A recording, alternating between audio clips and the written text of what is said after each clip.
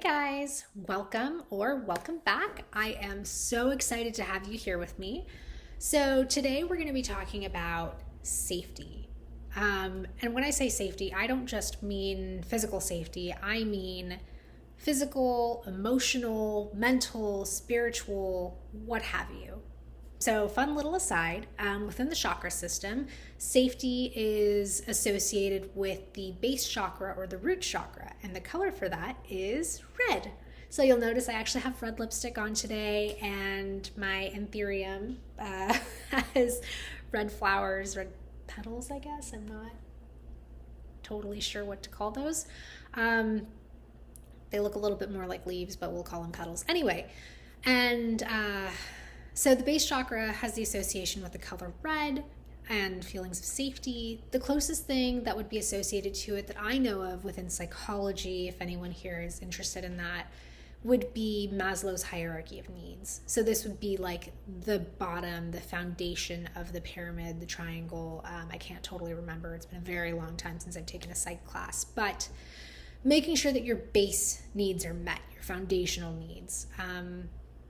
That's how I like to think of the root chakra, the base chakra, the color red. So safety does fall into that category.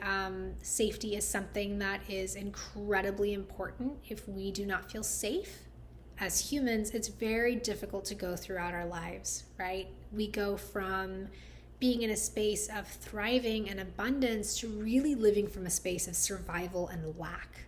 Now, I am not here to lecture you about the law of attraction or anything like that. I have my own thoughts about it, which I will share at some point, I'm sure. But that's not what this video is about. This video is about really reminding you guys and myself that you deserve to live a life where you feel safe. That's not a privilege. That is a right.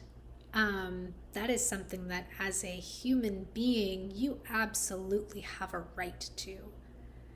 Now, it does get difficult because we kind of create our own worlds, our own experiences based on the experiences we had previously. Here's where I get spiritual and I might lose some people, and that is okay, honestly. So I will get more in depth in this in another video, but just as a quick background, I absolutely do believe in reincarnation. I believe in soul contracts. I believe that we come into this life with certain lessons that we want to learn, and also certain lessons that we are carrying and still learning, karma that we are still working through, positive or negative, from previous lifetimes. And so we do tend to create situations based around all of that. Again, this is just my belief. You do not have to buy into it to continue watching this, and you do not have to continue watching this if it makes you uncomfortable. There is no obligation here. Okay, so let's semi-shelve that for the moment. The reason I brought that up is because I wanted to talk about experiences we've had around feeling safe or not feeling safe, right? Because as babies, we don't think about safety. We just accept. So scientists have shown that 90% of our subconscious programming takes place between 0 and 7 years of age, because that's when our theta state is basically wide open. Now, for me, 0 actually means conception, because I do believe that we start taking on some of our lineage, particularly our mother's wounding and her experiences when we're in the womb. I have examples that I'll give at some point, I'm sure. However, the one that's coming to mind right now is not actually mine to share, so I'm not going to. But at some point, I'm sure I will have something more to share on that. Anyway, the idea being that if your mother experiences some sort of highly traumatic experience while you're in utero, you will actually take that on. Any programming that she has, that she carries, you're gestating in that for 9 months, so it's like, great. So if your mom never felt safe, really, you might struggle with that as well. You may not. It might just be a higher likelihood, or it may not affect you at all. Again, these are kind of generalizations that I'm making based off of my own experiences. So, speaking of my experiences and safety, I myself have struggled with feelings of being safe and trust, because those two are wrapped pretty tightly around each other for me, pretty much my entire life. Growing up, I lived in a highly abusive environment. Not so much physically, although, yeah, half Indian family, I definitely got spanked and occasionally slapped. Um, but more in terms of emotionally, by the age of 2, I knew that I didn't have a support system. I knew that my parents were not capable of being that support system for me. And so I essentially stepped in to be that support system for them and for my older sister, which was a very difficult thing to do. And honestly, is something that no child should do, and no child should feel like they have to do, which is a whole other set of circumstances. But that's where I was at. And then you start to add in other things. So I lived in a home where if I expressed my ideas, they would either be ignored or torn down. I remember telling my dad one time that I wanted to go to Harvard, and him telling me that I was never going to make it.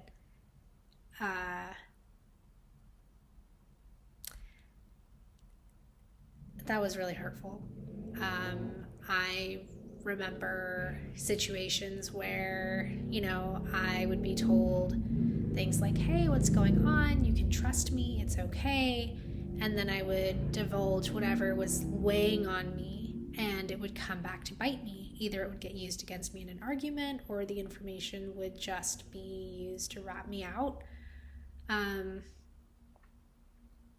there were varying degrees of malice associated with this. I'm not going to say that everything that happened was conscious on the part of the people who did it.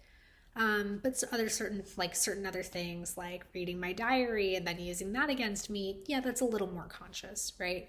If something slips out in conversation, that's different. And it wasn't just at home that these things happened. I really do believe that you attract what you put out. You attract the kind of people who are vibrating at the same resonance as you are. And so naturally, the friends that I had growing up were just as bad as the stuff that I dealt with at home. And I was just as bad, right? Like, this was the foundation that I learned. This was what I grew up in. You show people that you love them by ratting them out. You show people you love them by reading their diary. You show people you love them by verbally tearing them down, or telling them what they believe in isn't real, or comparing them to other people, and just kind of using fear as a means to control fear and disappointment, and anger. So I definitely know what it's like to live in an environment that isn't safe. I definitely know what it's like to wonder who you can trust and feel like you can't trust anyone, especially not yourself even, right? So I don't know about other people, but I definitely, with some degree of consciousness, I think my parents really solidified for me that I was supposed to trust them above all else, right? They were the authority. They were the adults. They were the ones who knew better. And that was what stuck, that I couldn't trust me, I had to trust them. And so it was like, even though this abusive situation was playing out where I would trust them with something and then it would get used against me, I still continued to play into it because that programming was so set in my mind. Even as I became more and more aware of it, that was kind of what stuck, was that my parents were like up here and I was down here or even lower, and I had to trust them first.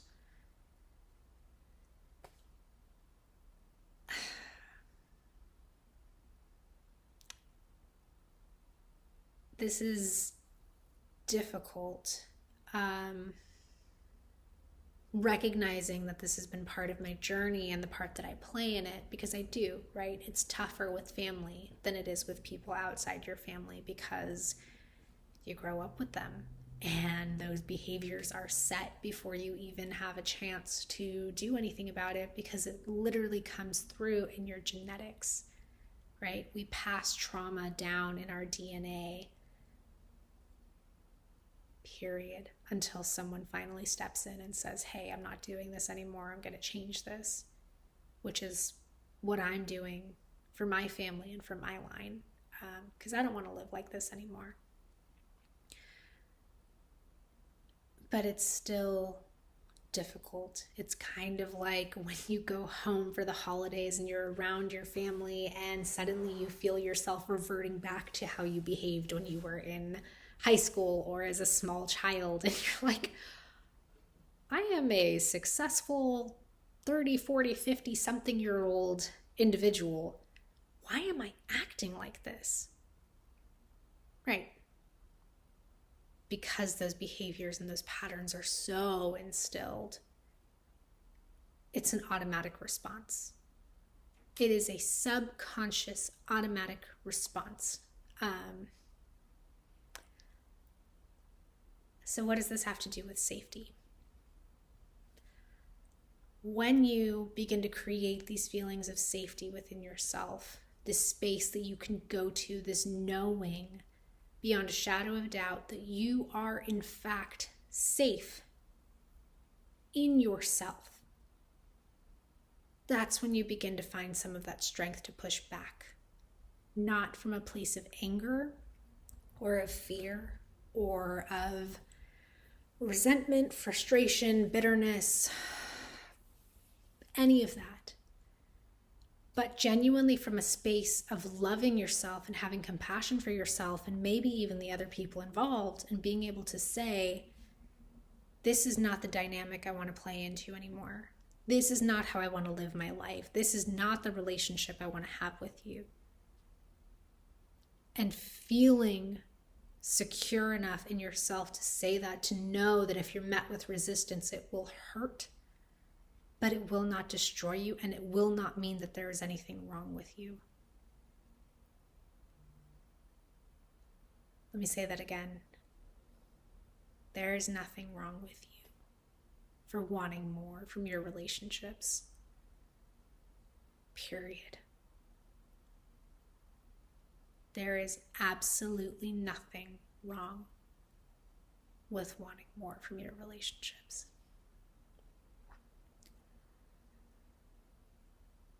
Okay, so I'm going to cap it here today, but thank you so much for joining me. And I hope that this was helpful. If you guys have any questions, comments, concerns, please feel free to leave them in the comment box below. And if you feel open to it, feel free to subscribe to my channel. I am not sure where the pain is going to be. The window pain, not like emotional pain. Bad joke. I apologize. I tend to make jokes when I get nervous. Here I am putting myself on stage and divulging some relatively personal family things. So yeah, that makes me a little nervous. And if this resonates with you, please feel free to, like I said, subscribe or come back to my channel at some point, maybe watch another video. But I hope that this helped. Maybe it answered something you were looking for. I don't know. But take care, guys.